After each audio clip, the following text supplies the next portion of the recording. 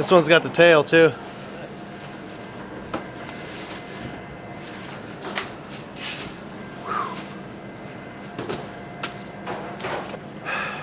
This is a hind quarter of beef. We're breaking it down today. We're starting to receive pieces of whole cows for testing for the brick and mortar. We are pulling out of here a bunch of ground meat for sausage and burgers, a picanha, tri-tip. We are going to take the loin, the strip loin and tenderloin, and cut it into big porterhouse or T-bones or the Italian version, bistecca Florentina. We've also got the flap, which is going to have fajitas, flank steak, a bunch of tallow, and I think that's it. Let's start breaking it down.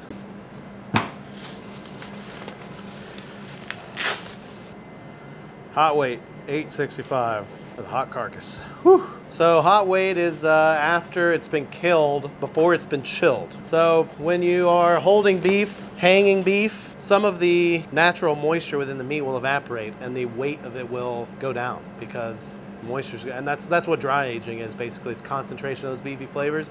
Moisture's leaving the body. So the hot weight is right after it's been killed, before it's been chilled, before any of that moisture has evaporated from it. I'm gonna set up a thing here and sharpen my knife real quick. The craziest part is when we remember how it looks now after everything's broken down and in, its own little bus tubs, and it's like, oh, it looks kind of a lot smaller. Like, this is intimidating, daunting, enormous.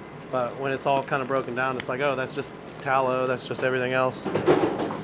Basically, we've got the leg back here. So the things we need to do is separate the flap, this big thing here, from the loin, from the leg. And the first thing we need to do is kind of like, this is all kind of attached here.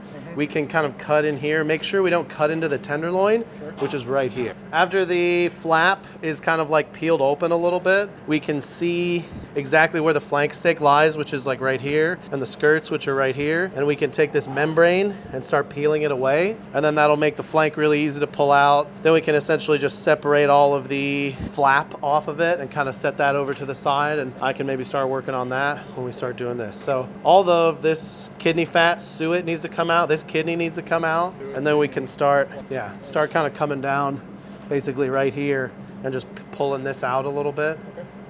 Yeah, and I'll be sharpening my knife right here. Yeah. So that pocket right there, that is where you want to start opening up. And like this little piece of fat, that can, yes.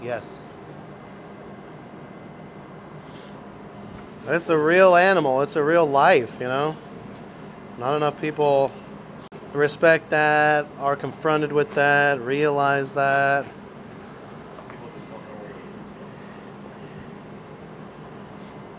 There's also a really interesting process of discovery when you're starting to break this thing down and you're like, oh wait, that looks like that. Like, oh wait, that's where this thing comes from. Start to realize which muscles do work, how much of certain things are on a carcass.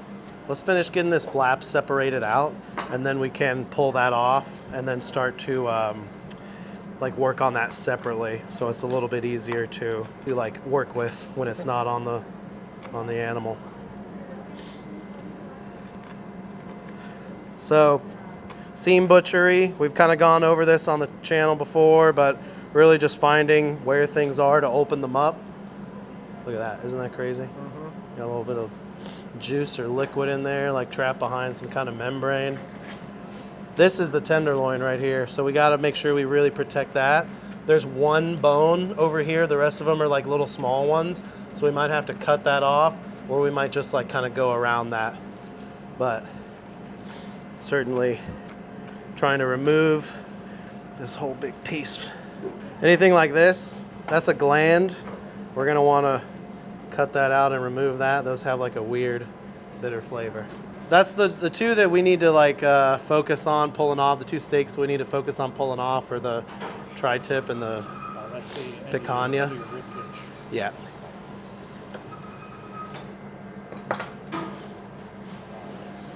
So flap. We can mess with that in just a minute.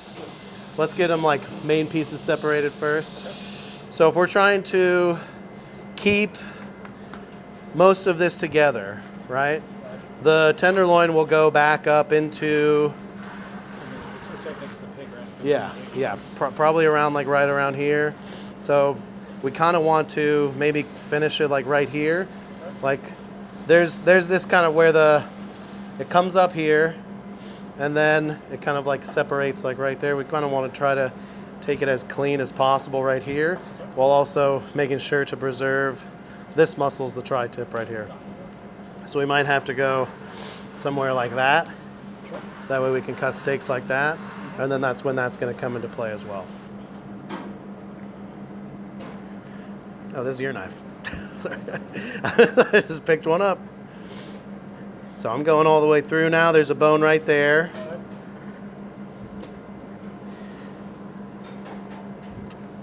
Try to go that way with it, right there.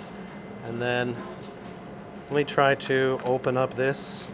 That way we can kind of like look at what we're cutting here.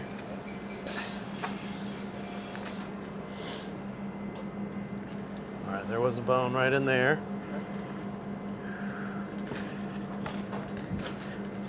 Right there.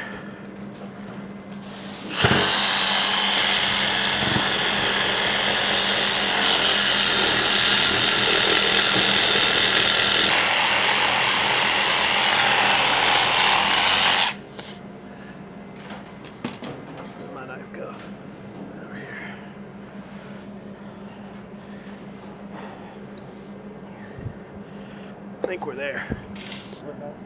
Yeah.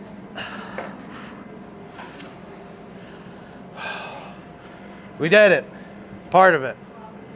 Okay. I think we might have cut it a little short on that tri-tip, but that's what that piece is right there. So after we pull one of these off, let's try to clean it up a little. We have our little tri-tip steak here. That'll sell. Take some of the fat off. Get it nice and trimmed up. No, not that much. Jesus. Scalped it. But generally, not a terrible looking tri-tip. Okay, so I know I'm gonna want to start cutting these from this end over here. The question is just like how thick do we want them? And how many do we want to get out of here before it turns up like that? I think this is the last part that I can get to. Like I think where this kind of transitions right here, that might be the last portion where we can get that good steak from. Might just try to cut right there. So right now, what I'm trying to do is take this short loin that has New York strips and tenderloin on it. And the idea is to cut them nice and thick like a porterhouse steak, right? A porterhouse or a T-bone has some of the strip loin in it, and it has some of the tenderloin in it. That's why it's a really good steak for two. Hopefully we can merchandise this and sell it as a steak for two. It's like New York strip section, a little bit of tenderloin section. Two steaks in one, they're both on the bone. Also the idea being that we can sell people the bone, right?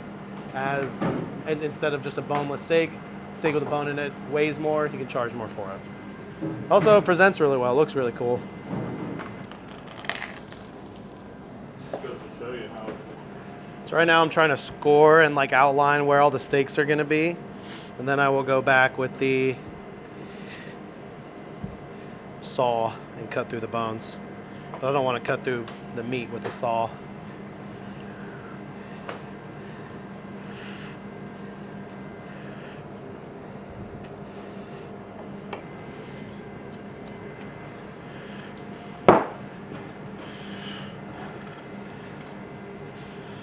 See, this is really, that's what we're looking for. That's the porterhouse with the strip and the tenderloin right there. Nice big bone in, big piece of fat cap on there.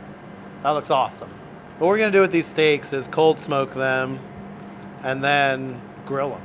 Just kind of trimming up each steak as I take it off. Kind of looking at it, just making sure that it looks really, this one looks pretty good. So it came from more toward the back leg. It has a much bigger fillet piece on it.